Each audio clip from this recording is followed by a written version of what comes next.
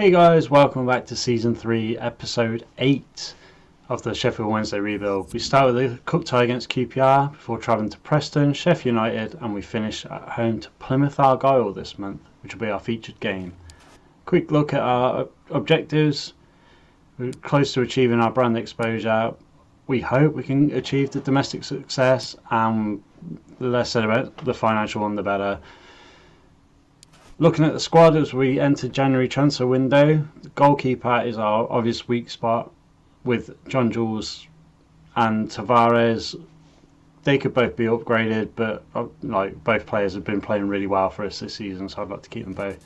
So with the goalkeeper in mind, we've got a few on the shortlist. Carl Hine at Reading has got a lot of potential, and they're in League One at the minute, so it's a realistic signing that we might be able to poach a player from the league below. Looks like a decent keeper, 6'4", lots of potential. Avila, he would come in and would be a backup only, and his stats just aren't good enough. But at 19, he's got potential, but there's better options. Bazuna, well-known goalkeeper on FIFA career modes, really good stats. It's just whether we can afford him and whether he'd make the move down to the Championship. Paco Martinez. He's someone we've been tracking for a while, 75 rated, so he's only a small increase on Gallo. And then finally Kelleher at Liverpool, who would be my main target right now. At 25, he's on the cusp, he's behind Alisson, he's probably not going to play, so hopefully we can get him. So our first game this month, we face QPR in the FA Cup. With the rotated side, we managed to get a 1-1 draw with 2 minutes to go. Not the best result, but it's a competition that, whilst the board are interested in, I'm not particularly bothered by. One thing that did happen was Neumann's finally trained to be a striker, so we won't have that annoying exclamation mark on him in the formation. Replay for QPR now, and we're just going to rotate the side out. Deli Bashiru back from his loan is going to get a start in midfield with Twine and McDonald. Ricky J. Jones starting up front, Ebaseli at right wing back. And unsurprisingly, we go down, we lose 4-2 with 2 goals just before half time and extra time. As I say, not too fussed about the FA Cup. Hopefully the board won't be too disappointed that we've left early. So interestingly, interest in Vincent, our ex-homegrown talent, and also Josh Sargent, who is top goal scorer in the Championship at the minute. We'd love to see him be moved away. Back into league duty now and a trip to Preston North End. And we get a massive 2-1 win here. Really pleased, and Ricky J. Jones coming off the bench to score the winner with 9 minutes to go. We played pretty well, we created some good chances, and it was great to get that result over the line. It's the sort of game that you expect to lose when you hit the sim button, but thankfully we managed to get 3 points at Deepdale. Next up was the derby.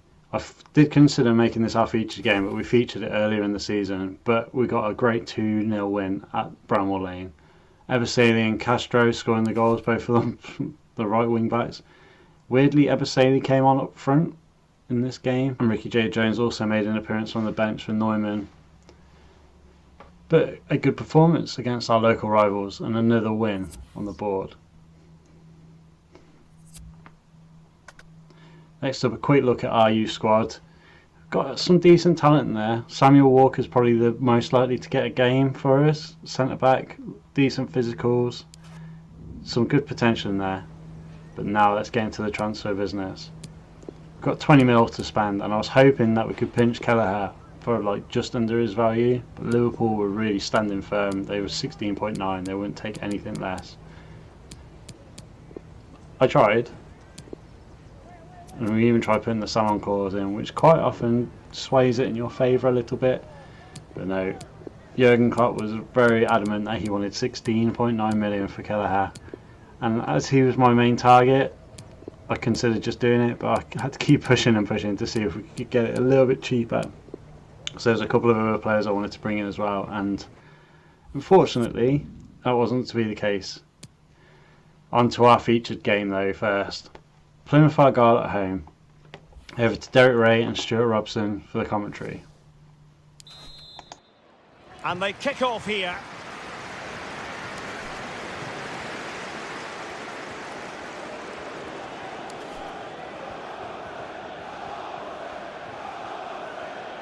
This is looking threatening. Not a touch off the defender last of all, so a corner. Well, they had a decent reading of that ball in. Could be dangerous. Able to get a body in the way. Opportunity! Oh, incredible save, and he snuffed out the danger.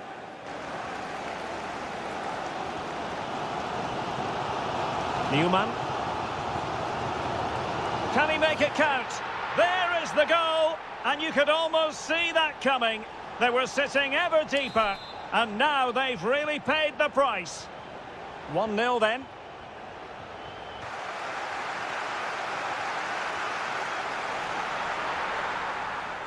Tavares. Could be threatening. Well, he had a lot of ground to cover. Splendid save. He's using his strength to good effect. Taking care of business defensively here. Tavares. Excellent passing. Cutting the ball back. And a goal! They've added to the lead. Much needed security. I've got to say we've played some brilliant football in that half. Like Plymouth were well on top of us initially, and I thought we were going to end up blowing it. But 2 goals from Russo has given us a great opportunity to go on to get 3 points. The football, as I say, has been really impressive, and I'm really enjoying the style of play that we've managed to create here at Sheffield Wednesday. As anticipated, plenty of talking points so far, and now the second half is underway. Castro with it. Opportunity. Newman! What a lovely strike! Lethal piece of finishing, drilled home with true conviction. Tremendous goal. 3 goals without reply. And into the last 30 minutes now. And he's through here. Another goal! The lead grows to 4 now. A rampant display. A lopsided contest, 4-0. He has time to play it over, and he read it well.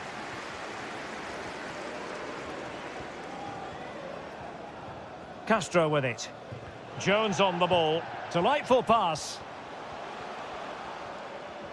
Not the pass he had in mind.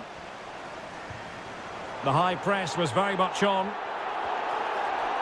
And possibilities here, and just narrowly wide. Well, it's a good effort from that range, but I think the keeper had it covered.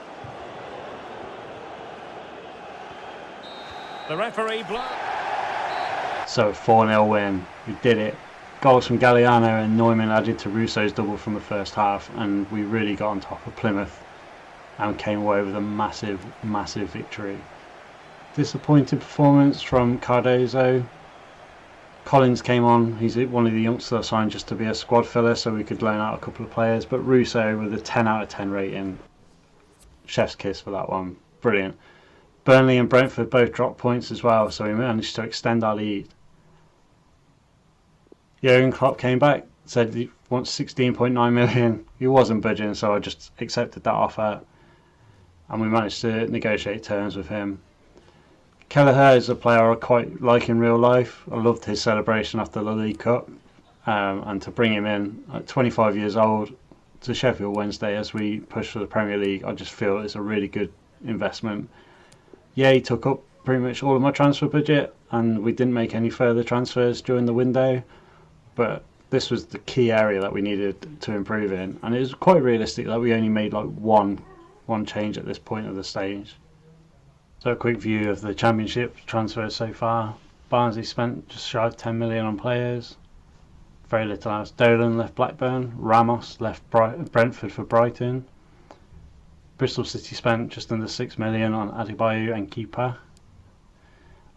Burnley have been stripped of Cornet and Roberts for 31 million. Lakins left Burton for 2.4. Cardiff brought a player in on loan. Nothing at Coventry, which is disappointing. I had hoped to pinch O'Hare from them, but it wasn't to be. Adebayo, as we saw before, has left Luton. No deals at Middlesbrough or Millwall. Sargent did leave Norwich in the end, as well as Leeds Malua and Koita. Forest brought a loan in.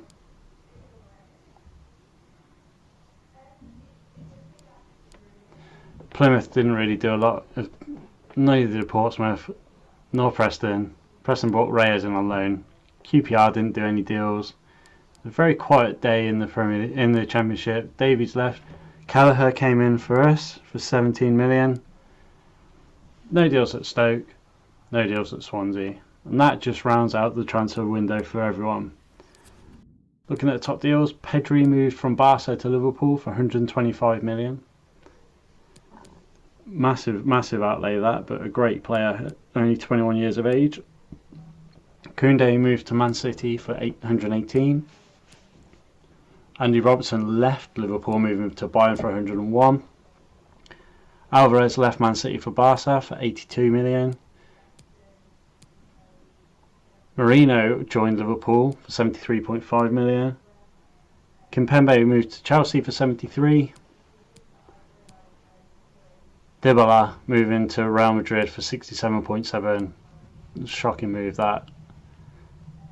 Rudiger, pre-agreed transfer, moved to Leipzig. And then looking at our deals, Kelleher from Liverpool for 16.9 million. I'm really pleased to bring Kelleher in. 78 rated. He's got really good stats, good kicking and reflexes already, and the other stats are well into the 70s. Ebersali moves on loan to Nice. Twine moves to Napoli on loan. Scott to Dortmund on loan. Sparho to Villarreal on loan. And Svila was a pre-agreed transfer as he moves to AZ Alkmaar for 4.4 million. So at the end of January, we are 10 points clear of Brentford in third and 8 points clear of Burnley in second. So we've got a great chance of promotion here and a really good chance at getting the title as well. Looking down the table, it's really tight for the playoffs. We keep scrolling down, and Coventry are down in 19th on 28 points. Just 4 points clear of relegation, which is not where I want to see my Sky Blues. Arsenal and City joint level in the Premier League. Arsenal top on goal difference. Spurs and Chelsea round off the top four with Everton above Liverpool. Man United down in 8th. Watford and Brighton comfortably top half. West Ham continue to have a mediocre season. Newcastle, despite all their money, not really done a lot, with Bournemouth, West Brom and Fulham the bottom three. Into League One, Derby and Reading, who were relegated last year, absolutely smashing it this year, flying ahead of everyone else. But the rest of the promotion picture is very, very tight. Teams down as far as 10th are only a couple of points from the playoffs. The bottom four, Shrewsbury is still bottom. Northampton, Exeter and Fleetwood join them in the bottom four. Into League Two, Walsall extend their lead at the top, with Salford and Cheltenham rounding off the top three. Cambridge are up in fourth. Gillingham, Port Vale, Scunthorpe, Rochdale, Carlisle, Mansfield have all got eyes on the playoff spots. So the top 10 are all looking for promotion. Swindon are moving upwards, which is great to see, up into 15th in the league, with Barrow and Bristol Rovers in the bottom two. Bristol Rovers holding up the whole league at the minute. So into February next, it'll be a home tie against Huddersfield and Millwall before we travel to Burton and Portsmouth to round off February. John Jules is the top goal scorer with 18 goals. Adebayo, who's just moved from Luton to Bristol City, is a great signing for them if he carries on that form. Prato, Rousseau and Jones, John Jules are the top three assisters in the league and they all belong to us. Davies at Sheffield United is top for clean sheets, just ahead of Pope. And hopefully we'll see Kelleher moving up that table as he gets more game time for us. So, January Player of the Month, 3 Sheffield Wednesday players nominated, which is great to see. Rousseau, Neumann and Castro all in there. As always guys, thank you so much for your support, I really appreciate it. See you next time.